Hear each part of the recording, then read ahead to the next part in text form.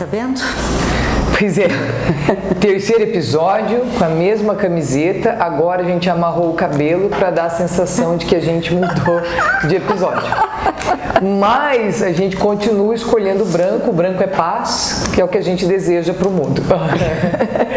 Certo? Certíssimo. Eu sei que é uma semana agitada, nós estamos no dia 10, é isso? Dia 10 Estamos no dia 10 de abril, se você acompanhou alguma coisa aí na televisão, nos seus canais de comunicação, você deve estar na mesma sensação que eu. Parece que a gente entrou dentro de um liquidificador e começou a girar com bastante intensidade. Você não tem a sensação que, particularmente, depois daquele episódio todo da Covid, parece que os assuntos estão se acumulando cada vez mais?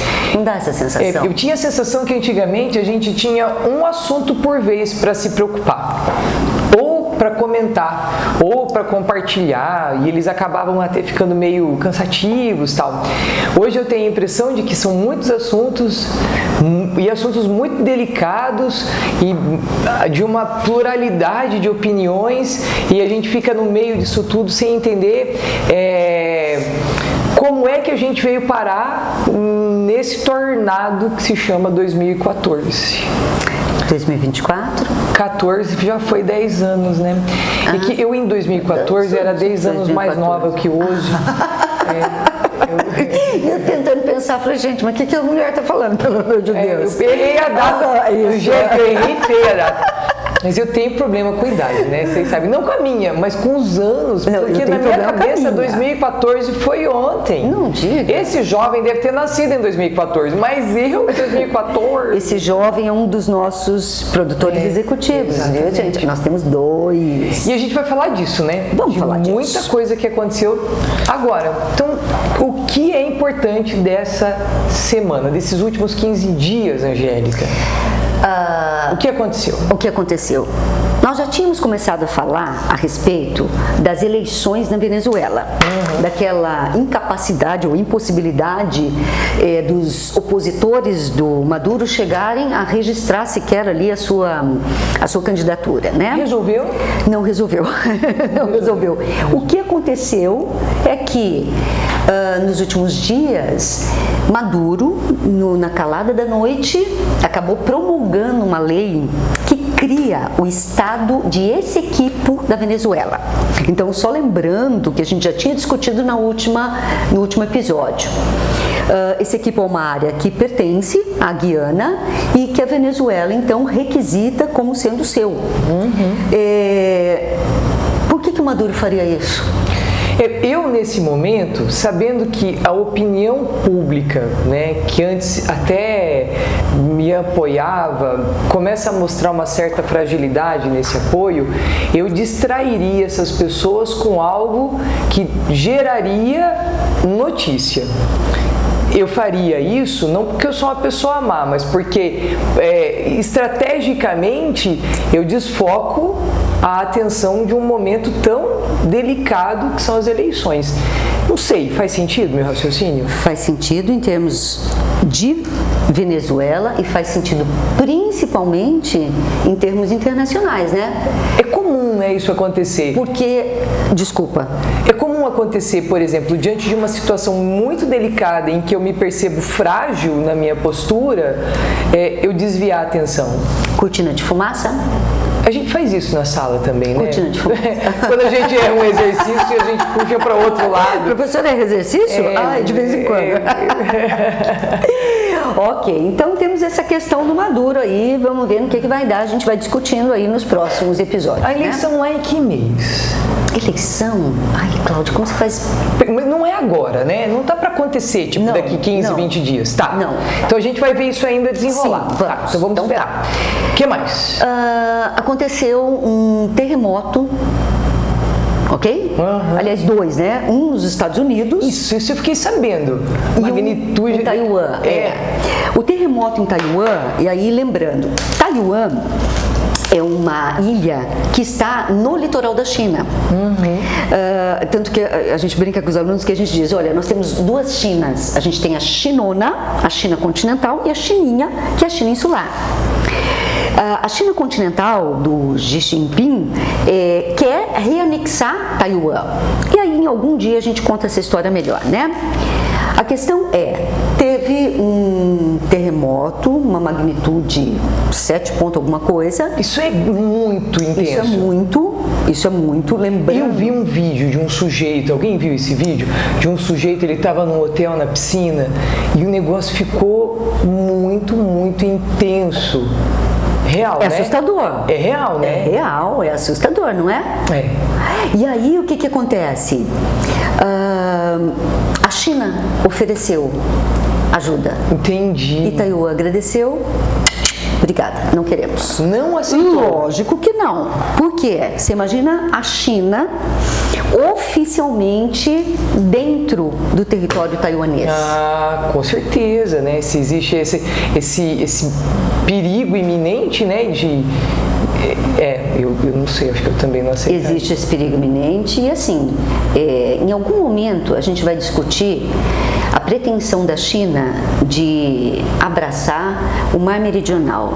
Esse assunto é muito delicioso, Cláudia.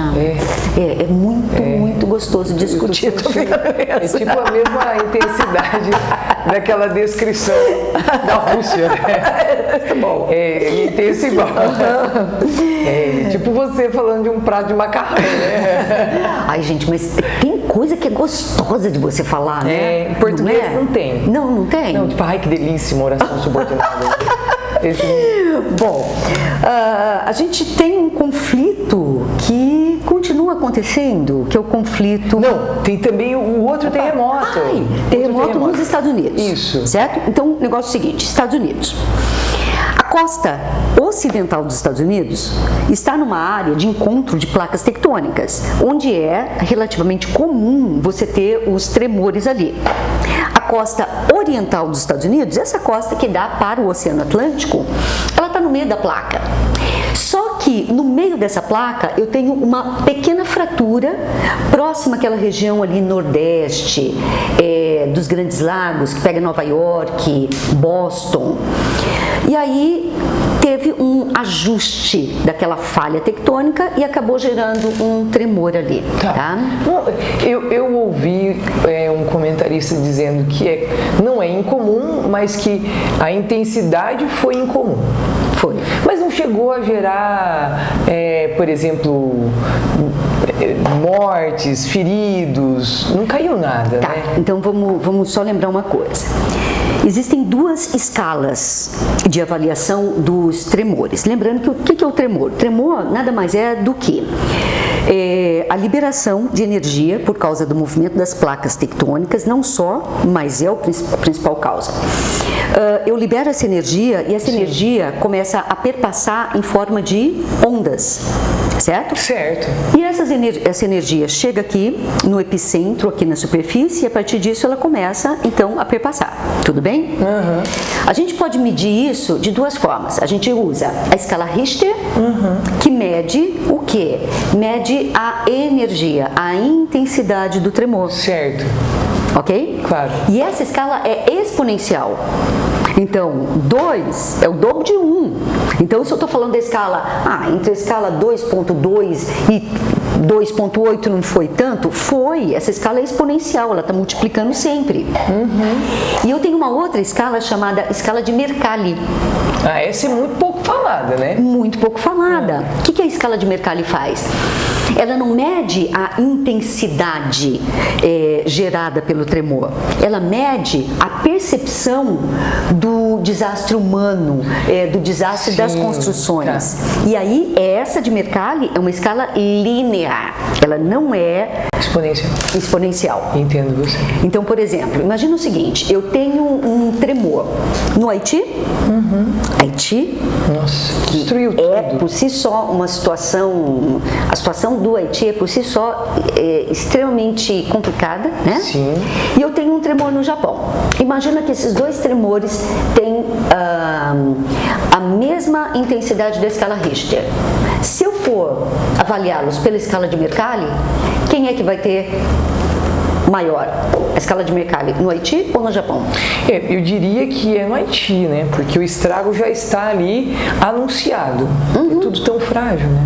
Mas aí no Japão também fiquei pensando agora, eu que sou uma pessoa bastante leiga, que a construção, né? A edificação, talvez no Japão, ela também se prejudique bastante. A engenharia é projetada para dar certo, né?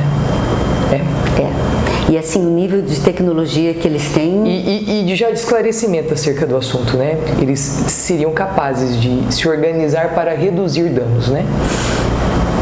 Você já parou para pensar numa coisa? Eu nunca participei de nenhum treinamento de nada. Em nenhum lugar, no meu prédio, por exemplo. Eu entendo. E você é síndica, vamos falar sobre isso. Agora, no Japão... eles fazem os treinamentos com uma frequência que é uma coisa assustadora. Então, quando tem um tremor, cada um sabe o que fazer, para onde ir, o que fazer e como ir. Eu diria que eles são capazes de aprender, né, com situações que foram catastróficas, assim. E é óbvio, né? Você tem um Estado ali, lembrando que o Estado, eu estou falando das instituições ali, que são muito presentes nesse sentido, Entendi. São muito técnicas e prezam muito pelos investimentos nessas políticas, né?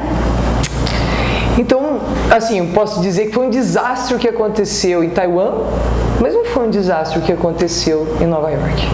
Tanto que a gente ouviu muito pouco, né? Sim. Né? Ele reverberou pouco, assim. Sim, mas mesmo em Taiwan, eu acho assim, não foi tão forte. A escala de Mercalli, por exemplo, eu não tive tantas mortes. É óbvio que qualquer morte já é uma perda, assim, lamentável.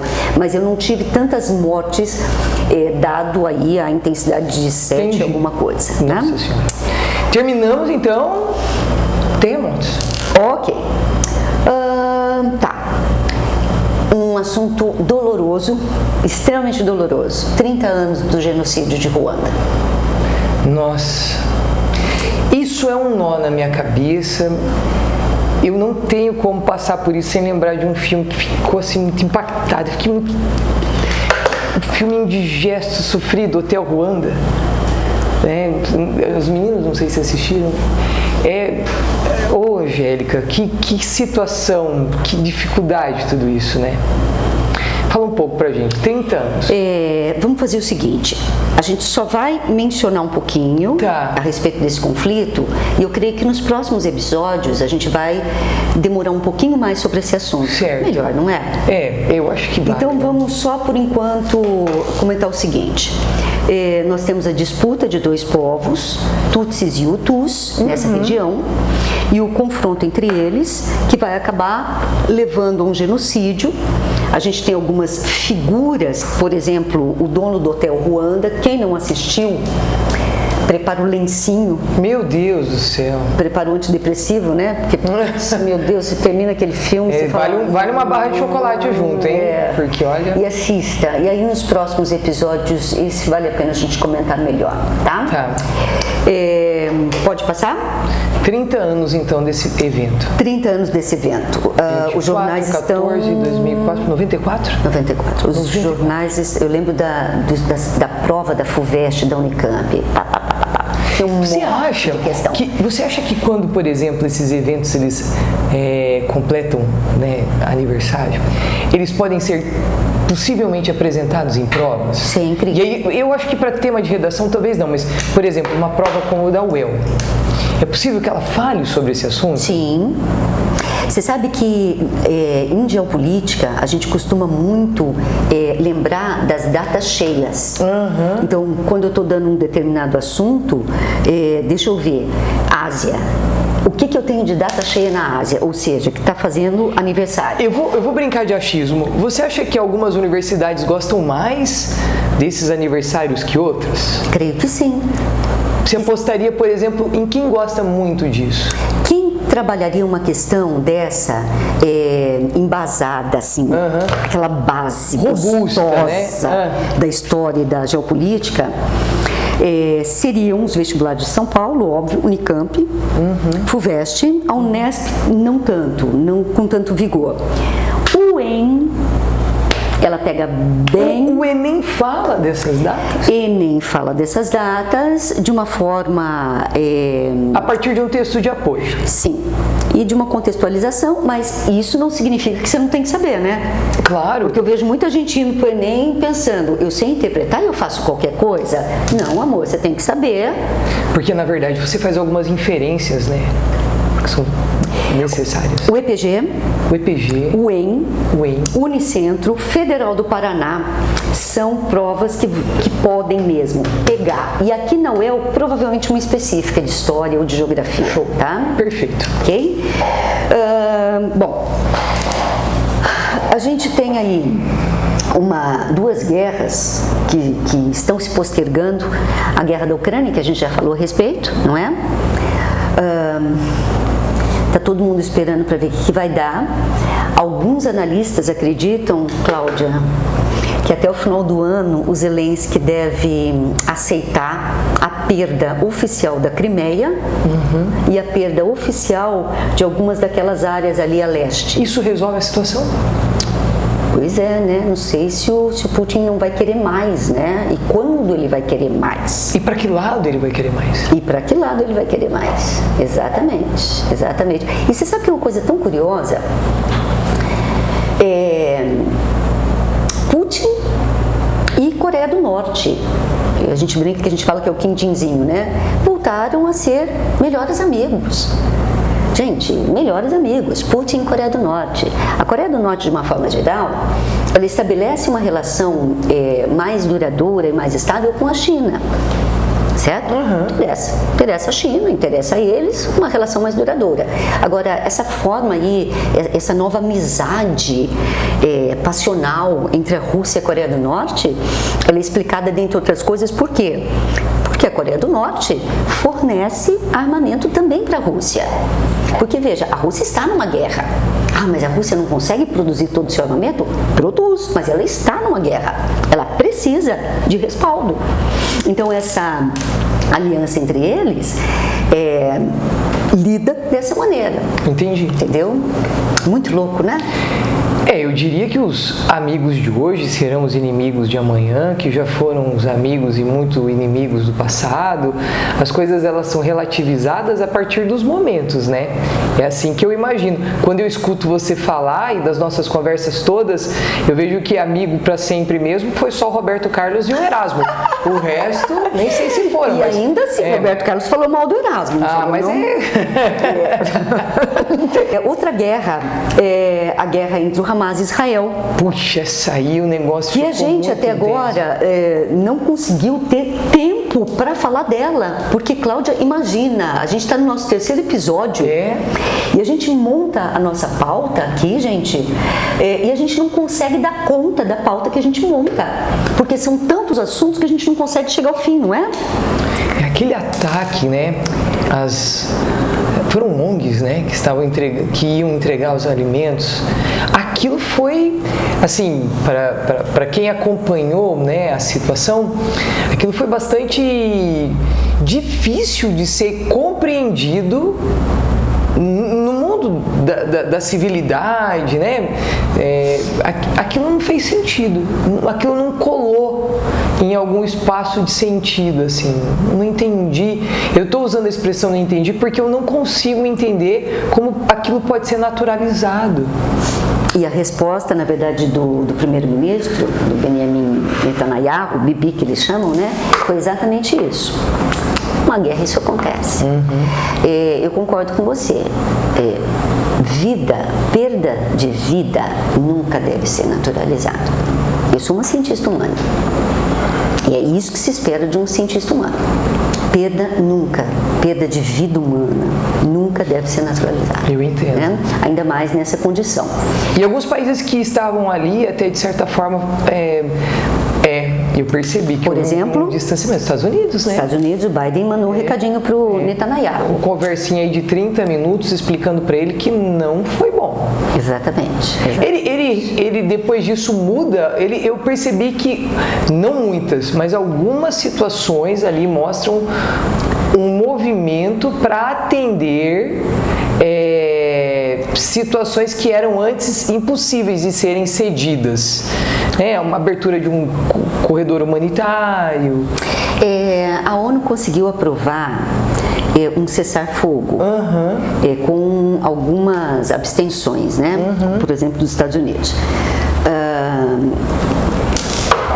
Vou lembrar vocês que a primeira proposta de cessar-fogo foi feita pelo Brasil, porque quando começou esse conflito, o Brasil estava na liderança do Conselho de Segurança da ONU. Eu me lembro disso. Para quem não tem esse entendimento, ONU, Organização das Nações Unidas, criada pela Carta de São Francisco de 1945. Isso os vestibulares gostam desses detalhes, tá? Então, o documento oficial, Carta de São Francisco de 1945. Organização das Nações Unidas, Cláudia, vou abrir um parênteses, posso falar? Posso abrir meu coração? Você lembra de um seriado chamado Jornada nas Estrelas? Do Spock. Do Spock, do Capitão Kirk. O Spock, ele tem umas orelhas maiores. Exatamente. Você lembra disso? Do Spock. Só do Spock? Angélica, eu me lembro que, assim, eu nunca fui muito fã, né, do Spock. E eu também não gostava do corte de cabelo dele. Olha, o que ela está se incomodando.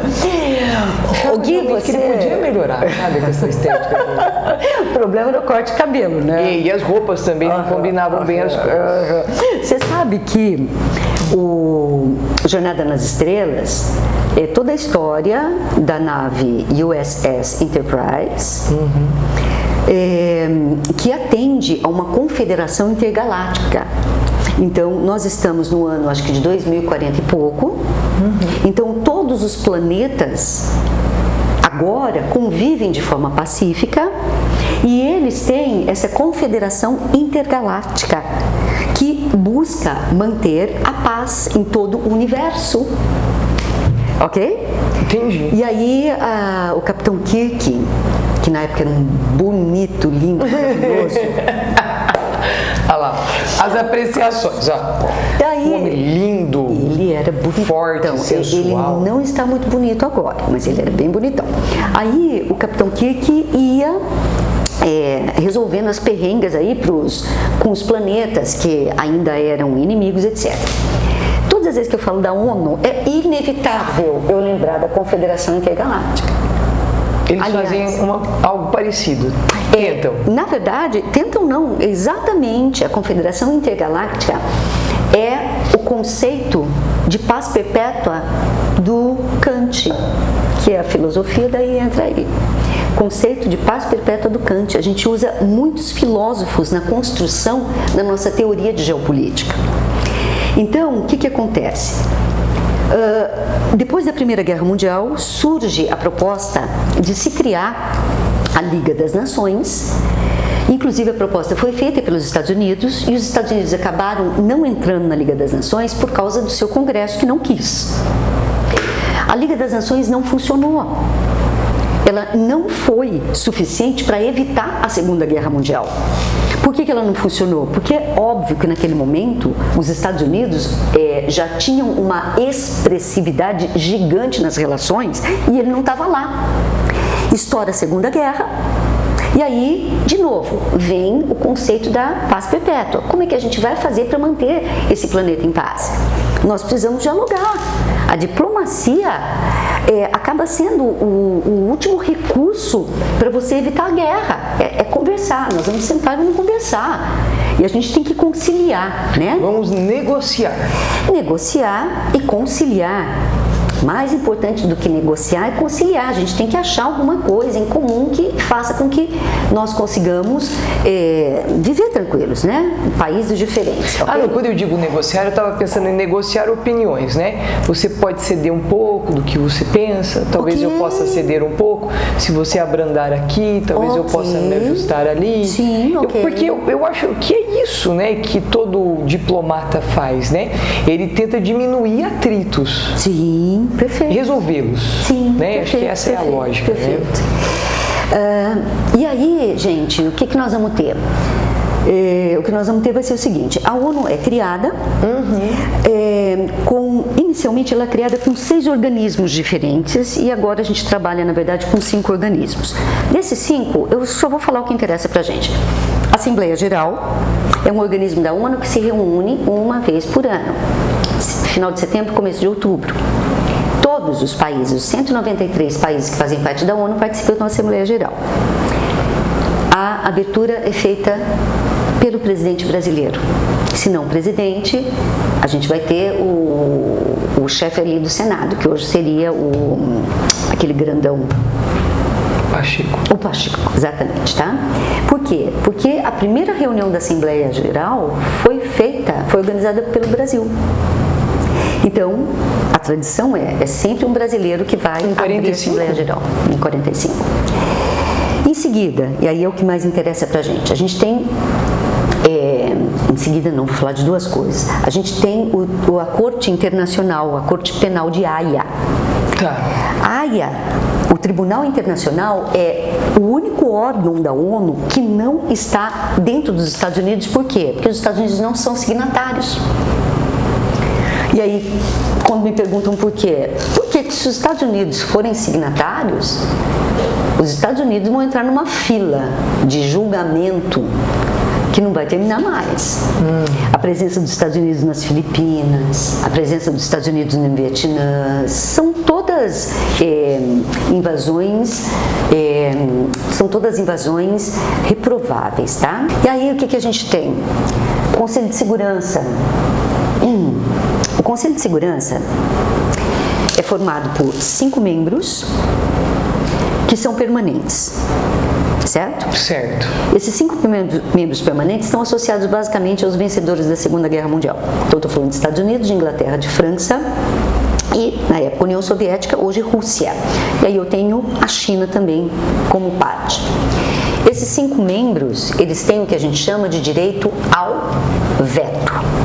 Então, além de poder votar alguma resolução de paz-guerra, eles podem vetar a proposta. Então, quando lá em janeiro, o Brasil, que estava na liderança do Conselho de Segurança como membro temporário, os membros temporários ficam 2 anos, certo? E os membros temporários, eles têm direito ao voto, mas não ao veto. Eu não sei, talvez seja interessante a gente explicar o que é veto. Veto significa que não existe maioria simples. Se um dos membros vetar uma decisão, essa decisão não pode acontecer, certo? Quando você diz maioria simples para os meninos, todo mundo é a favor. Um deles não sendo... Pronto, exatamente. Ele leva a bola para casa, acabou o jogo. Exatamente. Então, a primeira proposta do Brasil foi vetada pelos Estados Unidos. Tá. E aí, nisso a gente fica pensando que talvez a gente teria economizado aí 6 meses de tempo de vida das pessoas. Tá, mas a minha pergunta é a seguinte, né? Tá, eu vou atrapalhar a sua vida, tá bom? Imaginemos que não tivesse sido vetado. Qual é o impacto disso lá no espaço da guerra? Existe uma condição de logística que sai desse grupo e vai até onde a guerra está acontecendo e ali ela faz cessar o conflito? Em princípio, essas resoluções, elas não levam a um acordo de fim desse conflito. Elas levam a um cessar-fogo, tá? Vale lembrar. Então, as propostas que foram feitas até hoje foram de cessar-fogo. E são respeitadas? Elas, na maior parte das vezes, sim, mas tem vezes que ela não é respeitada, não. Então, o que acontece? O que inicialmente o Brasil tinha proposto era um cessar-fogo. E esse cessar-fogo teria que ser assumido pelas 2 partes, tanto pelo Hamas quanto pelo governo de Israel. E é monitorado? Sim, aí é monitorado pelos observadores da ONU. Tá, mas imaginemos que o cessar-fogo não ocorra. Aí o que acontece? Aí começam os embargos? Ok, ótimo. eu chego lá e proponho um embargo. Aí os Estados Unidos vetam o embargo. Ele diz que você não pode gerar esse tipo de impedimento à nação. A Rússia, vamos embargar a Rússia por causa da guerra da Ucrânia. A Rússia chega e fala assim, veto. Isso, inclusive, foi uma coisa muito interessante, porque na década de 2010, quando os países emergentes estavam tomando muito corpo na economia e na política internacional, tinha um grupo chamado G4. G4. Na América Latina, Brasil. Na Europa, Alemanha. Na Ásia, Índia e Japão. O que esses 4 países queriam? Ingressar como membros permanentes com direito a veto no Conselho de Segurança, e essa é uma das reclamações que particularmente o Brasil sustenta até hoje. A ONU foi criada em um contexto político, passou. Vamos ter que repaginar isso aí. Atualizar isso aí. essas escolhas. Mas quem está lá não quer atualizar. Lógico que não. Só que se em algum momento esses emergentes começam a tomar um corpo maior, você pode até não querer, mas se você perder o espaço, você vai acabar aceitando. Você acha que é por conta dessas ausências de atualizações que você começa a perceber que ela passa a ter um discurso não tão de autoridade? Porque, por exemplo, eu me lembro, né, e eu não vou voltar tanto no tempo, Angélica, eu vou voltar, não vai ser em 2014, eu vou voltar um pouquinho antes. Não, eu diria que em 2020, 2019, quando a gente falava da ONU, nós falávamos de uma estrutura que gerava quase ele era um organismo com uma pulsão de autoridade, de ordenação, maior até que o próprio estado onde você estava, né? Maior que o próprio país. É como se a gente estivesse hierarquicamente ali, né? Esperando autorizações. Hoje, quando eu vejo algumas discordâncias e alguns descumprimentos, eu fico pensando, existe uma fragilidade agora diante da ONU? Você sabe, com relação a isso que você está falando, acontece sempre em sala de aula uma coisa muito curiosa. Quando eu estou explicando determinados tipos de conflito, é comum o aluno virar para mim e falar: professora, e a ONU? A ONU não fez nada? A ONU não vai fazer nada? É essa a visão que você tem. É a visão que, de uma maneira geral, as pessoas têm. A ONU, ela funciona como o xerife do planeta, na cabeça de muitas pessoas. Só que essa visão, estereotipada inclusive, né? Porque a ONU, de novo, é o que a gente chama de organismo supranacional. E é um liderado pelo Spock. Liderado pelo Spock, e é um organismo de conciliação. Então, assim, mas a ONU não pode fazer nada? Nós vivemos em um sistema internacional. Nós temos cerca de 200 países. E qual é a característica principal? Soberania. Soberania. Cada um dos 200 países tem como característica a soberania. A ONU não pode fazer nada. A ONU não pode intervir na soberania de um país. Ela não foi criada para isso, né? Não, ela não foi criada para isso. E aí o que acontece, Cláudia? Basicamente o seguinte: esse estereótipo de que a ONU é xerife do mundo não existe. Mas, levando em consideração aí a segunda parte do seu comentário, nós estamos assistindo, nós estamos sendo testemunhas da fragilização desse organismo como um sintoma de um cenário que nós estamos falando aqui desde o primeiro episódio, como um sintoma de um cenário de disrupção, um cenário de rupturas. Nós estamos em um cenário de rupturas dos modelos anteriores. Nós estamos. É por isso que a gente tem tanto assunto. É por isso que a gente tem tanta polarização. É por isso que a gente tem tanta ideologização Você gosta de água com gás, eu gosto de água sem gás, isso já vira ideologização. Aliás, tá chato demais. Eu gosto de cor-de-rosa, você gosta de azul, virou ideologização. Então, essa ideologização de tudo que você imagina, do tipo de água que você tem, ela é um sintoma, assim, muito claro desse cenário de ruptura que a gente está tendo. E nesse cenário de ruptura, muito honestamente, eu vou te falar uma coisa que eu nunca imaginei que eu te falaria. Eu nunca imaginei que eu falaria isso com um aluno meu. Eu não sei mais quanto tempo a ONU consegue manter a sua integridade. Olha só! Olha, existem.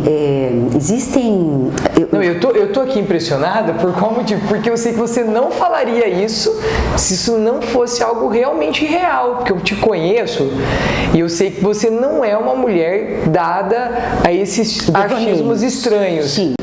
Não. Tanto eu tô te falando que eu acho difícil que ela continue a manter a integridade.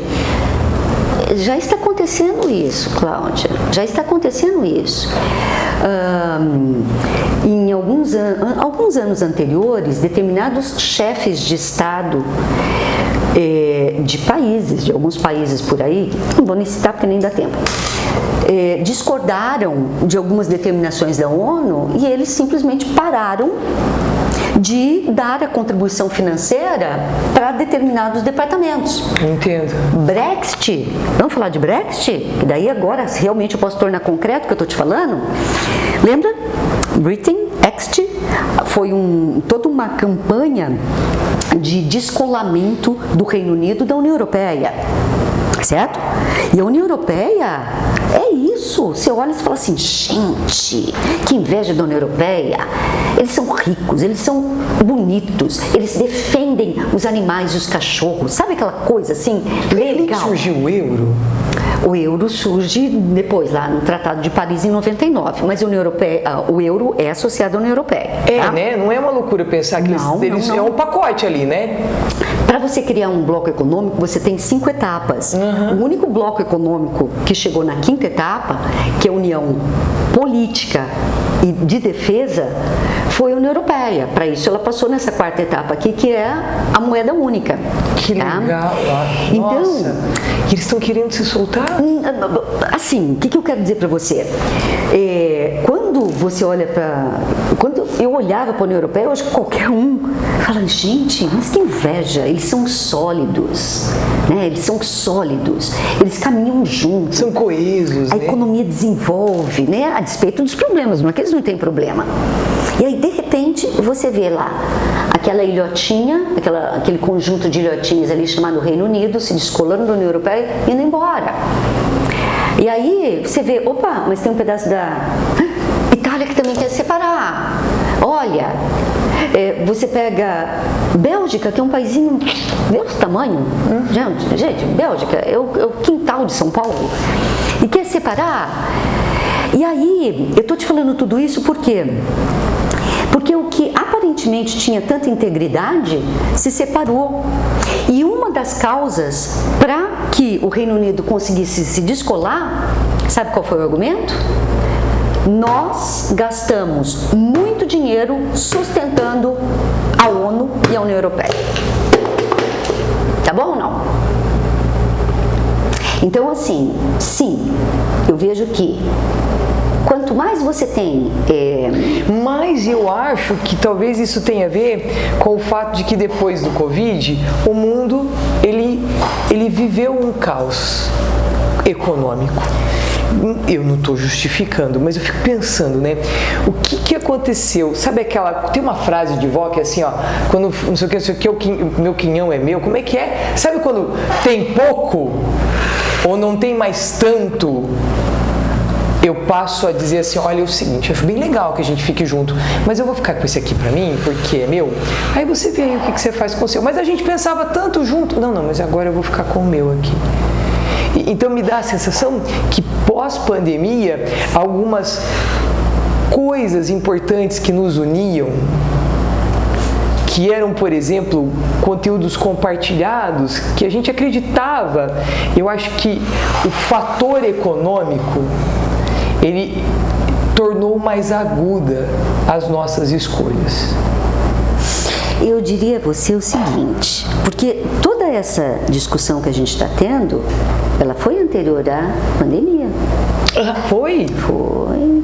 O que eu diria para você é o seguinte, que na verdade, acho que a pandemia, ela tornou o pânico mais real, abrindo espaço para que os extremos conseguissem se concretizar. As ideias de extremismo, as lideranças de extremismo, as manifestações de extremismo, entendeu? Mas todas essas questões que a gente está discutindo, elas já tinham sido encaminhadas antes da pandemia. Até os nossos impasses imigratórios? Muito. Eu sei que na França isso sempre foi um problema, mas parece que ficou um pouco mais intenso depois da pandemia. Ficou intenso, por isso que eu estou te falando. A pandemia, ela torna mais real o pânico de todo mundo, o medo de todo mundo. O medo. Então, o que você acabou de falar da tua avó? Eu vou defender o meu. Desculpa, olha, gente, eu gosto de vocês, mas eu vou defender o meu. Ó, para aí. Então, assim, Cláudia, a civilização avança. Nós, enquanto seres humanos, avançamos enquanto civilização, por quê? Porque nós criamos regras, nós criamos concepções ao longo da nossa existência. E nós criamos o conceito de nós. Quando existe eu contra você, nós contra eles, e o nós contra eles só vai existir por quê? Porque a gente tem medo de alguma coisa. E nós estamos com medo, né? Nós estamos... Agora, a gente está quase encerrando, né? E tem... Ó, eu não sei se dá para ver aí, mas nós estamos quase encerrando, mas nós estamos aqui no caderno. Então as flechas não serão... Mas o que nós falamos? A gente separa um monte de assunto, não dá tempo. Posso só dar uma cutucadinha? Nós vamos fechar, né? Vamos. Mas nós estamos aqui já tentando estruturar, porque uma coisa a gente vai ter que discutir. Questão das Big Techs, que nós já começamos a falar e a gente vai ter que recuperar. E eu acho que então fica de tarefa para todo mundo que vai ouvir esse podcast, que é acompanhar todas essas discussões que estão acontecendo. Posso sugerir? Pode. Escócia. A Escócia aprovou a lei que ela pune criminalmente. Ela criminaliza discursos de ódio. Escócia. Europa. Aliás, na Europa... Recente isso ou não? Recente. Estados Unidos os Estados Unidos do Sul proíbe que adolescentes de menos de 14 anos tenham contas de redes sociais. Como é que é? Fica de tarefa. Como é que volta essa frase? Essa frase é uma frase interessante. Alguns estados dos Estados Unidos aprovaram uma lei que crianças, adolescentes até 14 anos não podem ter contas em redes sociais. Você está falando de Instagram, TikTok? Instagram, TikTok, Meta, né? Meta, não é? Meta. E aí você vai me dizer assim, tá, mas o que é isso? Nunca pôde. Já pôde? Não, nunca pôde. Criança não pode ter conta. Só que isso não era fiscalizado pelas Big Techs. Então agora, estados dos Estados Unidos, lei. Isso pode cair? Provavelmente isso pode cair. Porque existe uma empresa que representa todas essas Big Techs que vai brigar no Superior Tribunal dos Estados Unidos. Sim. Mas a lei foi aprovada. Procura aí.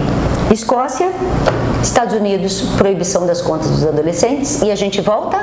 Daqui 15 dias, provavelmente, se o mundo não acabar, eu tive dengue de novo semana passada. Essa semana eu tive Covid, eu sei que não está mais na moda. 12 vezes, a 13ª vez, né? Foi. 14ª. Eu me mantenho lutando pela vida todos os dias. E aí a gente volta. Então você acompanha a gente, faz tarefa, comenta aí. Misericórdia, ó Pai, ó glória, Jesus. Vamos, que tem muita coisa para conversar ainda. Um beijo, gente. Até. Até.